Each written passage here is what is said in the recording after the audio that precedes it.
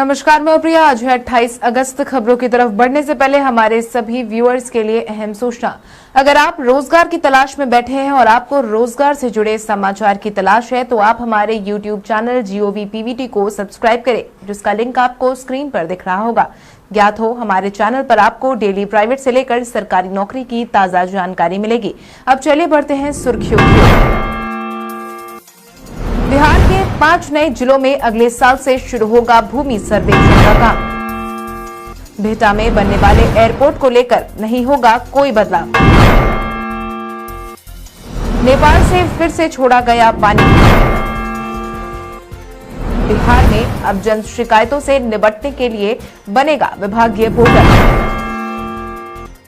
Matric pass छात्रों को अब छात्रवृत्ति लेना होगा आसान। अब चले बढ़ते हैं बिहार की 25 बड़ी खबरों की ओर विस्तार से।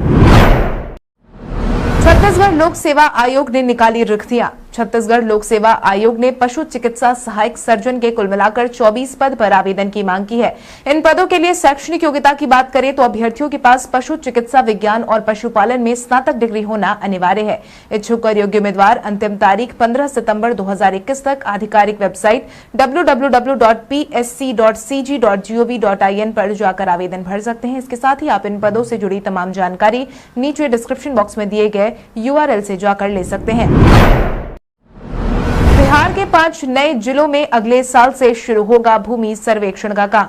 बिहार में भूमि सर्वेक्षण के काम को बिहार सरकार बढ़ावा दे रही है। इसी कड़ी में अब भूमि सर्वे के काम को बिहार के और 5 जिलों में विस्तार करने की योजना बनाई जा रही है। इसकी जानकारी राजस्व एवं भूमि सुधार मंत्री रामसूरत राय ने दी है, जिसके तहत बिहार के 5 नए जिलों में अगले साल के जनवरी से विशेष भूमि सर्वेक्षण का काम शुरू होने वाला है। फिलहाल 20 जिलों में यह काम हो रहा है। चालसगांव में विशेष सर्वेक्षण का काम लगभग पूरा कर लिया गया है। वहीं इस मुद्दे पर मंत्री रामसूरत राय ने बताया कि जमीन के मामले में किसी पर भरोसा नहीं किया जा सकता। सर्वेक्षण की पूरी प्रक्रिया ऑनलाइन हो गई है। इसे कहीं से देखा जा सकता है, फिर भी प्रक्रिया में खुद की उपस्थिति फायदेमंद होगी। बिहटा में बनने वाले एयरपोर्ट को लेकर नहीं होगा कोई बदलाव। बिहटा में बनने वाले एयरपोर्ट का निर्माण बिहटा में ही होने वाला है। हालांकि कुछ दिनों पहले इस एयरपोर्ट के सारण जिले में शिफ्ट किए जाने की जानकारी सामने आई थी, लेकिन अब ऐसा नहीं होने वाला है। जल संसाधन मंत्री संजय झा ने यह स्पष्ट कर दिया है कि बिहार सरकार ने केंद्र सरकार को बिहटा में जमीन उपलब्ध करा दिया है। सारी प्रक्रिया पूरी हो गई है। अब बस केंद्र सरकार को निर्माण कार्य शुरू करना है, क्योंकि यह उनकी ही जिम्मेदारी है, जिसके तहत बिहटा वासियों को जल्द ही एयरपोर्ट की सौगात मिलने वाली है। इस बाबत नीतीश सरकार ने हरी झंडी दे दी है। इसके साथ ही सरकार की तरफ से दरभंगा एयरपोर्ट के जमीन के अधिग्रहण का काम भी बहुत जल्द हो जाएगा। साथ ही साथ पूर्णिया एयरपोर्ट के लिए भी राज्य सरकार काम कर रही है और वहां भी राज्य सरकार अपनी तरफ से काम को पूरा करने की कोशिश कर रही है।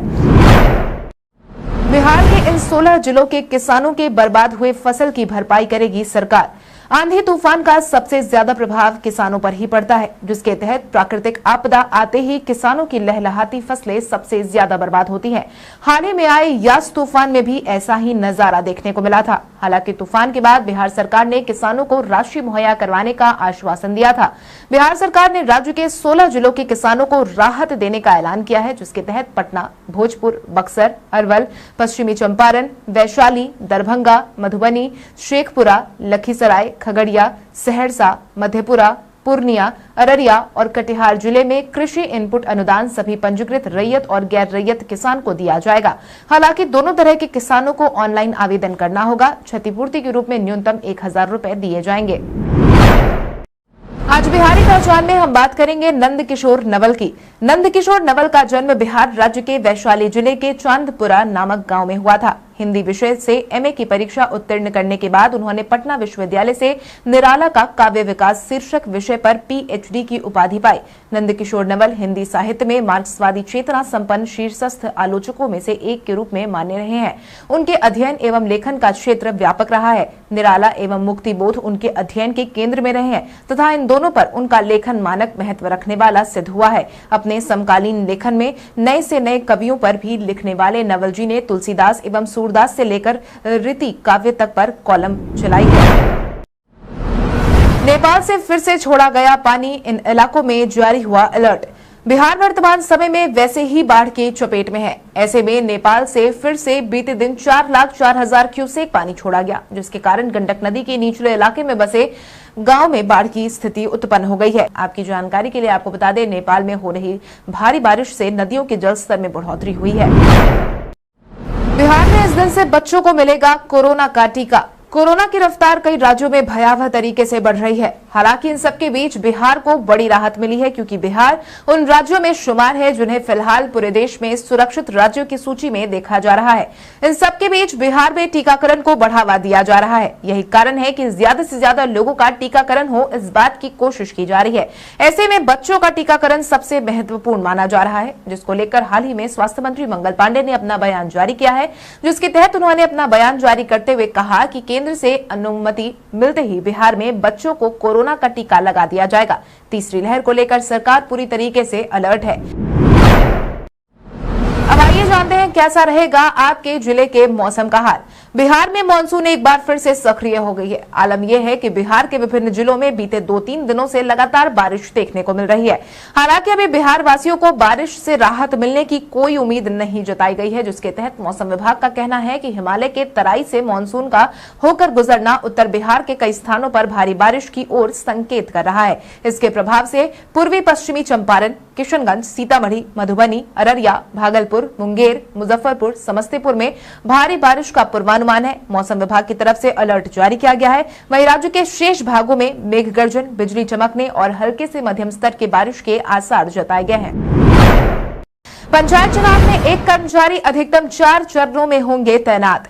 बिहार में पंचायत चुनाव को लेकर सरगर्मी तेज हो गई है। इन सबके बीच अब पंचायत चुनाव में तैनात होने वाले चुनाव कर्मियों को लेकर एक बड़ी जानकारी सामने आई है, जिसके तहत बिहार में पंचायत चुनाव के दौरान एक कर्मचारी को अधिकतम 4 चरणों के चुनाव में तैनात किया जाएगा।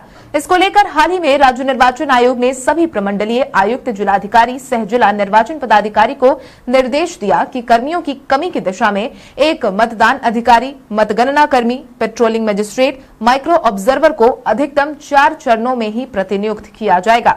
हालांकि राज्य निर्वाचन आयोग ने एक कर्मी को 3 चरणों में ही तैनात करने का निर्देश जारी किया था।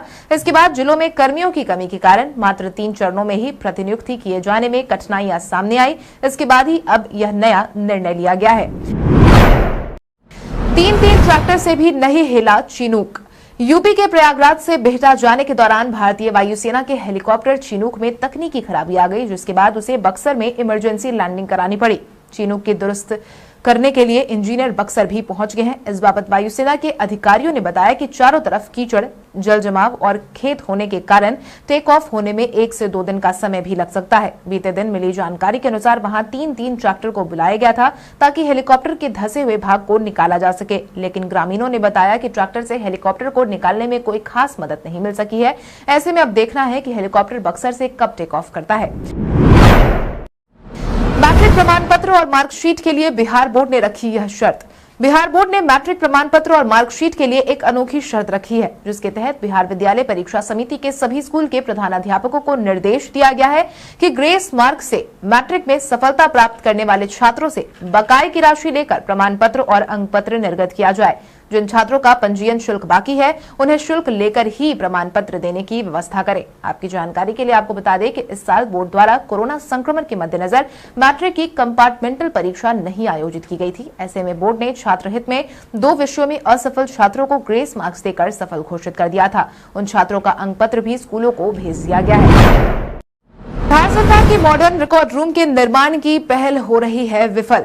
बिहार और केंद्र सरकार ने अपनी महत्वाकांक्षी योजना के तहत मॉडर्न रिकॉर्ड रूम बनाने का निर्णय लिया था। केंद्र और राज्य सरकार के धन से सभी 534 अंचलों में मॉडर्न रिकॉर्ड रूम का निर्माण होना है। इसके संचालित होने के बाद अंचल के रैयतों को जमीन से जुड़े सभी दस्तावेज यहीं उपलब्ध हो जाएंगे।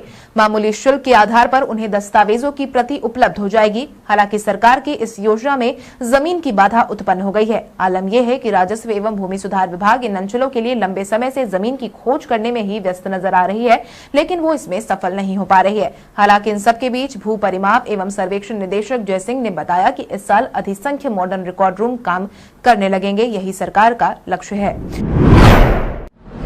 राजधानी पटना का मान बढ़ाएगा बापू टावर। बीते दिन मुख्यमंत्री नीतीश कुमार ने भवन निर्माण विभाग की योजनाओं की समीक्षा की। इस दौरान उन्होंने अपने ड्रीम प्रोजेक्ट का हिस्सा बापू टावर की भी समीक्षा की। बैठक के दौरान सीएम नीतीश कुमार के समक्ष एक अणे मार्ग स्थित संकल्प में वीडियो कॉन्फ्रेंसिंग के माध्यम से भवन निर्माण विभाग ने बापू टावर के डिजाइन को पेश किया। के तहत विभाग के सचिव कुमार रवि ने बापू टावर के भौतिक प्रगति की जानकारी दी। इस दौरान मुख्यमंत्री नीतीश कुमार के सामने दी गई प्रस्तुति में बापू टावर एक बहुमंजिला इमारत होगी जो राष्ट्रपति महात्मा गांधी को समर्पित होगी। आने वाले दिनों में ऐतिहासिक शहर पटना की शान में बापू टावर 4 चांद लगाएगा।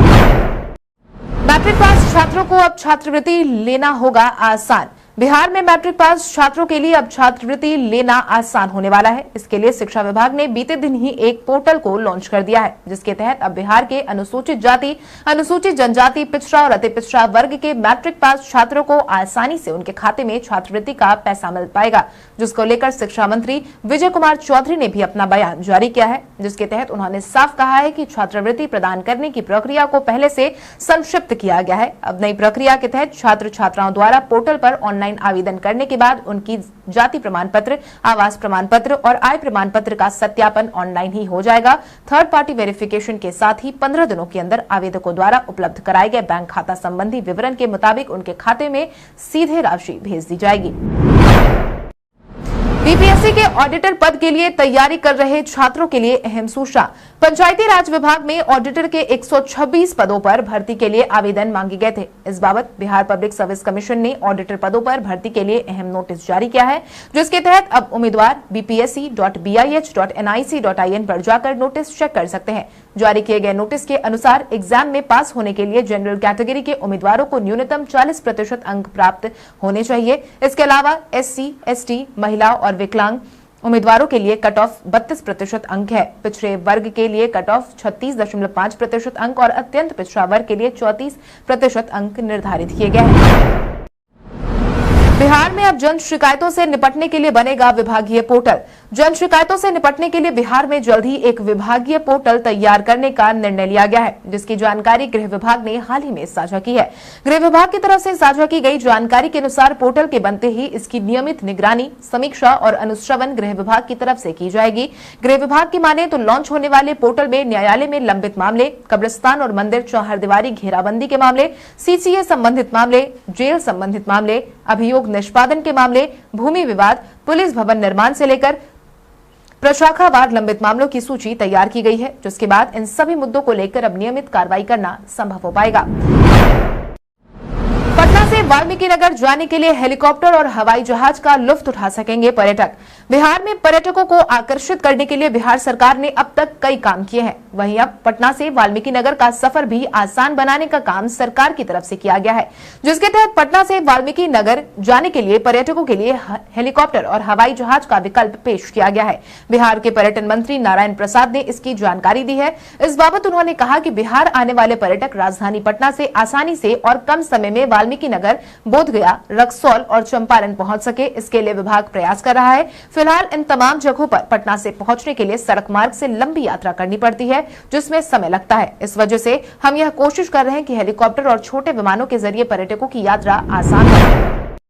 बिहार के सरकारी कार्यालय बनाए जाएंगे तंबाकू मुक्त। अब बिहार के सरकारी कार्यालय और स्वास्थ्य संस्थानों की दीवारें आपको लाल पीली नजर नहीं आएगी, क्योंकि अब सरकारी कार्यालय और स्वास्थ्य संस्थानों को तंबाकू फ्री बनाने की योजना के साथ काम शुरू हो गया है।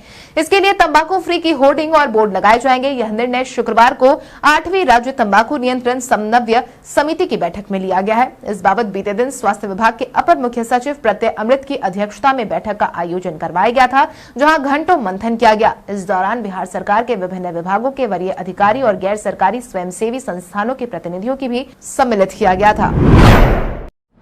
जल संसाधन मंत्री ने बिहार में बाढ़ आने की बताई वजह। बीते दिन जदयू कार्यालय में जनता दरबार में पहुंचे जल संसाधन मंत्री संजय झा ने बिहार में बाढ़ के आने का अहम कारण बताया है, जिसके तहत उन्होंने कहा कि बिहार में लगातार आ रही बाढ़ को रोकने के लिए फरक्का बराज के डिजाइन को लेकर केंद्र सरकार को फैसला लेना चाहिए। हर साल बिहार को बाढ़ के मार का सामना करना पड़ता है। ऐसे में बिहार में बाढ़ के दो बड़े कारण हैं, एक फरक्का बराज और दूसरा नेपाल से आने वाला पानी, जो बहुत तेजी से अब बिहार में प्रवेश कर रहा है। फरक्का बराज को लेकर बिहार सरकार लंबे समय से मांग करती रही है। अगर टूट जाए तो वो बिहार के लिए और भी अच्छा है। कम से कम इसके डिजाइन को लेकर जरूर फैसला लेना चाहिए। बराज के कारण ही पानी की निकासी हो पाना मुश्किल है। बैकलॉग पदों को भरने की अनुशंसा पर तेजस्वी ने थपथपाई अपनी पीठ। हाल ही में केंद्र सरकार ने आरक्षित कोटे से बैकलॉग रिक्तियों को भरने की अनुशंसा की है, जिसको लेकर अब तेजस्वी यादव खुद ही मुंह मियां मिट्ठू बन गए हैं। यही कारण है कि उन्होंने केंद्र सरकार के इस निर्णय के बाद अपना बयान जारी किया है, जिसके तहत उन्होंने कहा कि आरक्षित कोटे से बैकलॉग रिक्तियों को केंद्र सरकार संबंधित विभाग को भरने के निर्देश दे चुकी है। इसको लेकर राजद ने प्रदर्शन किया था। अब केंद्र सरकार राजद की बात को मानकर रिक्तियां भरने का आदेश दे चुकी है। ज्ञात हो तेजस्वी यादव ने जातीय जनगणना और मंडल कमीशन की सभी अनुशंसा को लागू करने के लिए केंद्र सरकार के खिलाफ हाल ही में प्रदर्शन भी किया था। तेज प्रताप यादव को छोड़ आकाश यादव ने थामा पारस गुट का हाथ। लालू प्रसाद यादव के बड़े बेटे तेज प्रताप यादव के करीबी माने जाने वाले आकाश यादव ने तेज प्रताप यादव का साथ छोड़ दिया है और लोजपा के पारस गुट के दामन को थाम लिया है। उन्हें केंद्रीय मंत्री पशुपति पारस ने सदस्यता दिलवाई। इसको लेकर पशुपति पारस ने प्रेस कॉन्फ्रेंस का आयोजन भी बीते दिन करवाया था। आपकी जानकारी के लिए आपको बता दें कि हाल ही में राजद के प्रदेश अध्यक्ष जगदानंद सिंह उन्हें राजद छात्र विंग के प्रदेश अध्यक्ष से हटाने का फैसला जारी कर चुके थे। इसके बाद से ही आकाश यादव नाराज चल रहे थे। अब वो लोजपा के पारस गुट में शामिल हो गए हैं। ज्ञात हो राजद में सियासी घमासान अभी थमा नहीं है। वहीं आकाश यादव के लोजपा में जाने के साथ ही मामला और गहराने की उम्मीद जताई जा रही है। भारत के इतिहास में आज की तारीख कई कारणों से दर्ज। कलकत्ता से बैरकपुर तक प्रथम कार रैली का आयोजन 1904 में आज ही के दिन हुआ था। साधारण बीमा कारोबार राष्ट्रीयकरण बिल 1972 में आज ही के दिन पारित किया गया था। भाग्यश्री साठे शतरंज में 1986 को ग्रैंड मास्टर बनने वाली प्रथम महिला बनी थी। भारतीय रिजर्व बैंक ने 1999 और 2000 के सभी नोटों को प्रचलन से हटाने का निर्णय 2008 में आज ही के दिन लिया था। प्रधानमंत्री मनमोहन सिंह ने 2008 को बिहार में आए बाढ़ को राष्ट्रीय आपदा घोषित आज ही के दिन किया था। लोकपाल आंदोलन में अन्ना हजारे ने 2011 में भारतीय संसद द्वारा 3 मांगों के समर्थन का प्रस्ताव पारित करने के बाद दिल्ली के रामलीला मैदान में 13 दिनों से जारी अनशन को स्थगित करने की घोषणा की थी। पीवी सिंधु ने 2017 में बैडमिंटन विश्व चैंपियनशिप में रजत पदक आज ही के दिन जीता था। अभिनेता सुनील दत्त की पुत्री और पश्चिमी मुंबई से लोकसभा सांसद प्रिया दत्त का जन्म 1966 में आज ही के दिन हुआ था। व्हाट्सएप पर वॉइस मैसेज सुनने से पहले सुन सकेंगे यूजर। अब व्हाट्सएप पर यूजर वॉइस मैसेज भेजने से पहले खुद भी आसानी से सुन सकेंगे। इसके अलावा व्हाट्सएप आपके वॉइस मैसेज को रिकॉर्ड करते समय वेव फॉर्म को भी डिस्प्ले करेगा। नई फीचर वर्तमान में एंड्रॉइड और iOS बीटा टेस्टर के लिए उपलब्ध है। इससे पहले व्हाट्सएप ने वॉइस मैसेज की स्पीड बढ़ाने की संभावना को रोल आउट किया था। WA बीटा इन्फो के मुताबिक व्हाट्सएप वॉइस मैसेज के लिए 2 नए फीचर पेश कर रहा है। मैसेजिंग ऐप एंड्रॉइड और iOS बीटा टेस्टर के लिए वॉइस वेव फॉर्म को रोल कर रहा है। इसका मतलब है कि वॉइस मैसेज रिकॉर्ड करते समय यूजर को वेव फॉर्म आसानी से अब दिखाई देगा। अब आइए जानते हैं सराफा बाजार और पेट्रोल डीजल के क्या थे भाव। अगर हम सराफा बाजार की बात करें तो सोने का भाव 27 अगस्त को 22 कैरेट के लिए प्रति 10 ग्राम 45,620 रुपए था। इसके साथ ही 24 कैरेट के लिए प्रति 10 ग्राम 48,820 रुपए था। इसके साथ ही अगर हम चांदी की बात करें तो चांदी का भाव प्रति किलो 63,000 रुपए था। इसके साथ ही राजधानी पटना में पेट्रोल की कीमत 103.99 रुपए प्रति लीटर और डीजल के दाम 94.75 रुपए प्रति लीटर थे। पारस ने चिराग को अपनाने से नकारा तो चिराग ने दिखाई दरियादिली। हाल ही में केंद्रीय मंत्री पशुपति पारस ने चिराग के साथ कभी भी रिश्ते में मधुरता आने की बात से साफ इनकार किया है, लेकिन चिराग के बोल इससे ठीक उलट है। बीते दिन लोजपा अध्यक्ष चिराग पासवान ने पारस को पिता समान बताया। इस बाबत जमुई के सांसद ने कहा कि वो माने ना माने मैं उनका भतीजा रहूंगा ही। आज भी मैं उन्हें अपने चाचा ही मानता हूं। उनमें अपने पिता की छवि देखी है मैंने। हमेशा वो मेरे लिए उस भूमिका में रहेंगे। इसके साथ ही इस दौरान उन्होंने पशुपति पारस को धमकी देने के मामले में जांच की मांग भी की है। तेज प्रताप यादव की दिल्ली में हो रही है खातिरदारी। बिहार में बौखलाए तेज प्रताप दिल्ली में अपनी खातिरदारी करवा रहे हैं। इतना ही नहीं, राजनीतिक गतिविधियों से पूरी तरीके से उन्होंने दूरी बनाई हुई है। इन दिनों तेज प्रताप की तस्वीर तो इसी तरफ इशारा कर रही है कि अब उनका गुस्सा शांत हो गया है। इसी कड़ी में बीते दिन तेज प्रताप यादव की तरफ से कई तस्वीरें सोशल मीडिया पर साझा की गई, जिसमें वो अपने दोस्त गया निवासी चैतन्य पालित के आवास पर व्यंजनों का लुत्फ उठाते दिखे। ट्विटर पर चैतन्य ने उनके साथ की तस्वीर शेयर करते हुए लिखा, अतिथि देवो भव। हालांकि उनकी इस खुशी को देखकर उनके समर्थकों में थोड़ा सुकून जरूर है, क्योंकि जब तेज प्रताप यादव बिहार से दिल्ली के लिए रवाना हुए थे तब उनका गुस्सा 7वें आसमान पर था, लेकिन अब उनके गुस्से में थोड़ी नरमी महसूस की जा रही है। कल हमारे द्वारा पूछे गए सवाल का जवाब आप में से बहुत सारे यूजर ने हमें कमेंट करके दिया था। उसके लिए आपका बहुत बहुत धन्यवाद। आप में से जिन यूजर का कमेंट हमें अच्छा लगा है उनके नाम है शिल्पी राज, शंकर मुखिया, विजय घायल, रविंद्र पासवान, राजीव कुमार, माही आनंद कुमार, विभा देवी, हिमांशु कुमार महतो, फुलेंद्र सिंह, नीतीश कुमार, अंशु सिंह, पंकज कुमार, अमरजीत कुमार, सुमा कुमारी, ब्रजेश कुमार, विभा कुमारी, पिंटू कुमार यादव। इसके अलावा हमारी टीम को और भी लोगों के जवाब अच्छे लगे हैं, मगर समय के अभाव के कारण हम उनका नाम नहीं ले पाए। लेकिन आप हमारे सवालों का जवाब देते रहे, हम कल आपका नाम लेने की पूरी कोशिश करेंगे। तो चलिए बढ़ते हैं आज के सवाल की ओर। आज का सवाल कुछ इस प्रकार है, आपके अनुसार बिहार में पर्यटन को बढ़ावा देने के लिए सरकार को कौन कौन से कदम उठाने चाहिए? अपने जवाब हमें कॉमेंट करके जरूर बताएं। यूट्यूब चैनल को सब्सक्राइब करें और बेल आइकॉन दबाना ना भूलें। धन्यवाद।